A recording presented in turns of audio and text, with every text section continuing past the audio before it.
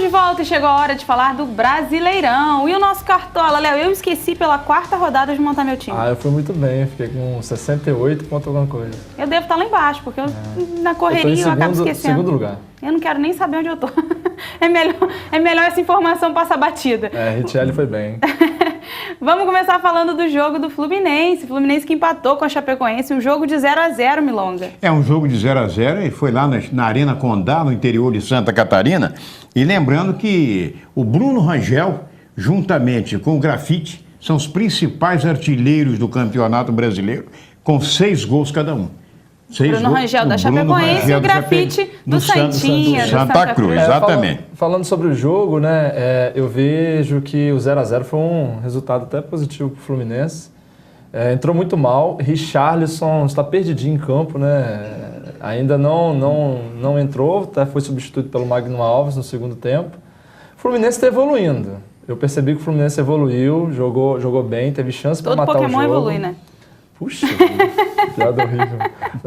Mas assim... Eu tô aprendendo com você essas piadas. Tá certo. Mas assim, a Chapecoense teve poucas chances e um jogo de muito passe errado. Eu não sei se o técnico do Fluminense, o nosso simpático Levi Coupe, né? Não é ele que vai levar a culpa, não, mas... pois é. 2-0 é um show de piadinhas. Então o que acontece é que, sem dúvida alguma...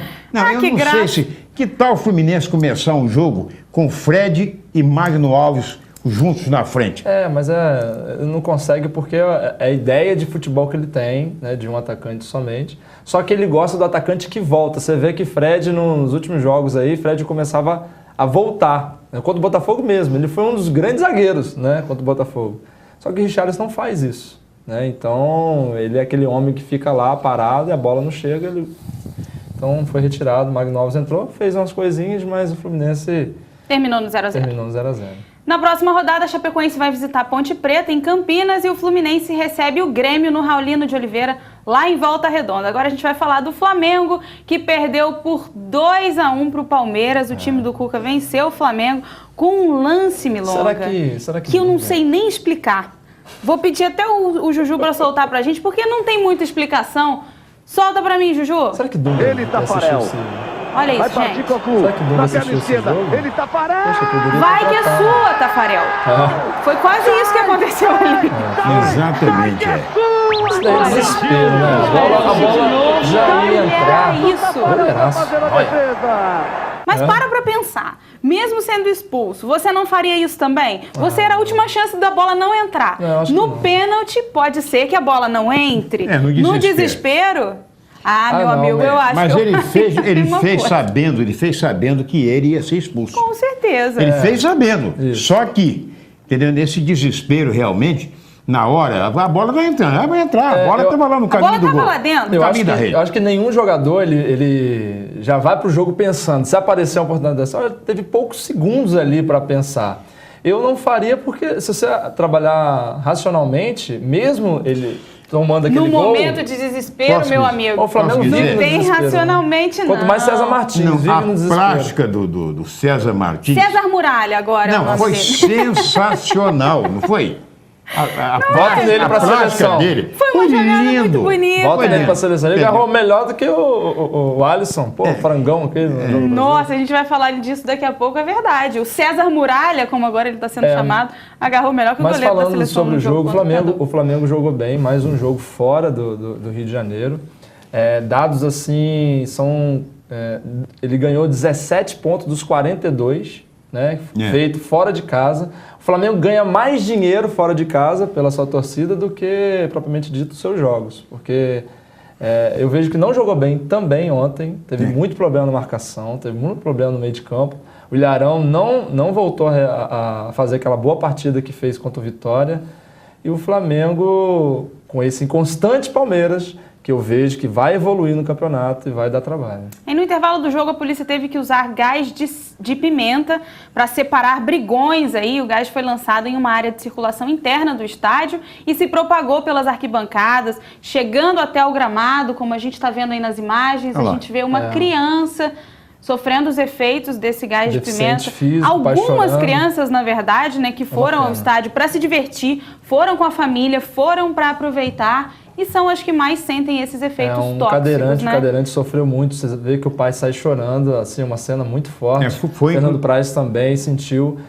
Eu vejo que é preciso rever essa questão do ato, gás de pimenta. Do gás de pimenta. Exatamente. Porque é algo que prejudica muito e não é isso que acaba com a violência, né? Eu penso em rever a forma e, de repente, exatamente, a forma como eles entram ali. Como é estipulada, como é organizada a segurança para evitar que uma confusão aconteça. Lá, inclusive, nesse jogo, os torcedores do Flamengo ficaram juntos aos torcedores do Palmeiras. Agora, foi no intervalo que parte da torcida do Palmeiras foi em direção lá, onde estava... O pai chorando, desesperado, carregando uma criança, pergunta por que não tem gente no estádio. As pessoas têm medo de levar a família, criança no estádio por causa disso, sempre tem violência. E um jogo que teve mais de 53 mil pagantes. Eu vejo assim que os clubes precisavam sentar, rever essa questão da violência dentro do estádio e promover um ato melhor, né, dessa questão de conscientização antes da prevenção, porque senão eles vão sair prejudicados. Principalmente, Léo, porque existe um histórico de torcidas organizadas que fazem isso com frequência. Eles só vão para isso. Então, assim, a gente sabe o quanto a Mancha Verde vive se metendo em confusão, vive provocando certas coisas nos estádios. Então, assim, por que não evitar que certas figurinhas repetidas, que sempre fazem essas coisas, entrem no estádio? É isso que vai evitar que a confusão aconteça e que a gente veja cenas como essas aqui, de crianças sofrendo o efeito. É muito complicado, né? Agora a gente vai falar, Léo, do Botafogo. Poxa. Meu Deus do céu. 3-0. Eu não vou falar nada. O que você tem pra me dizer? Não, assim, o Botafogo jogou sem 9 titulares, né? Daquele que é considerado o time do Botafogo, né? Junto com essas novas contratações. Só o Bruno Silva e o zagueiro Emerson. Primeiro... assim, mas o jogo em si, o Botafogo repetiu a mesma coisa. Um time fraco, um time imaturo, um time sem graça, um time que não toca a bola, um time que não dá poder de fogo em nenhum momento de ataque. Os times poderiam jogar até sem zagueiro. O Botafogo não consegue fazer. Em 6 jogos, o Botafogo fez 3 gols. Você vê, um golaço, olha só. Muito bonito, né? O primeiro gol. O Santos fez 2-0, também com falha de marcação. Olha só. Esse segundo gol... Falhas de marcação são constantes no time do Botafogo, aliás. Mas esse segundo, eu queria deixar claro que esse segundo gol foram 68 segundos. 68 segundos que o Santos ficou com a bola no pé, tocando. Ele tocou para todos os jogadores até fazer o gol. Quando o time quase um futebol de videogame.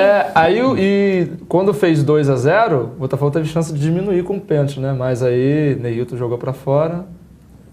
Pênalti é coisa que não se perde. Falha de marcação gritante no time do Botafogo. Muito. Não existe um cara no Botafogo que meta a bola no gol. Então, assim, se não houver uma reestruturação no time do Botafogo, vai brigar para não cair. Seríssimo. Vai acontecer o que aconteceu com o Vasco no ano passado, que fez um primeiro turno ridículo, se reestruturou no segundo, mas aí já tinha caído, não tinha mais jeito. O Botafogo já tem algumas contratações. O Canales é o que todo mundo está colocando como homem-gol.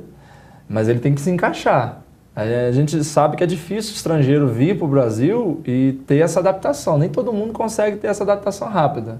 Então é torcer muito com o Rodrigo Pimpão, Camilo e Canales que vão estrear, que com certeza vão ser time titular. É isso aí. Vamos dar uma olhada nos outros resultados da rodada.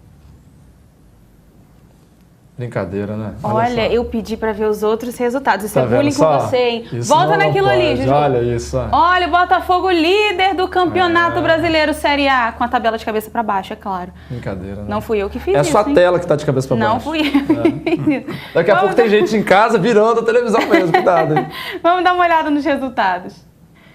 Atlético Paranaense venceu o Santinha por 1-0, Santa Cruz perdeu aí mais uma partida, Corinthians 2-1 em cima do Curitiba. Quem fez esse gol aí foi o Negueba, que ele tá indo pro Grêmio, tá indo pro Grêmio essa semana, grande contratação do Grêmio. É um bom jogador, bom atacante, oportunista, faz gol, entendeu?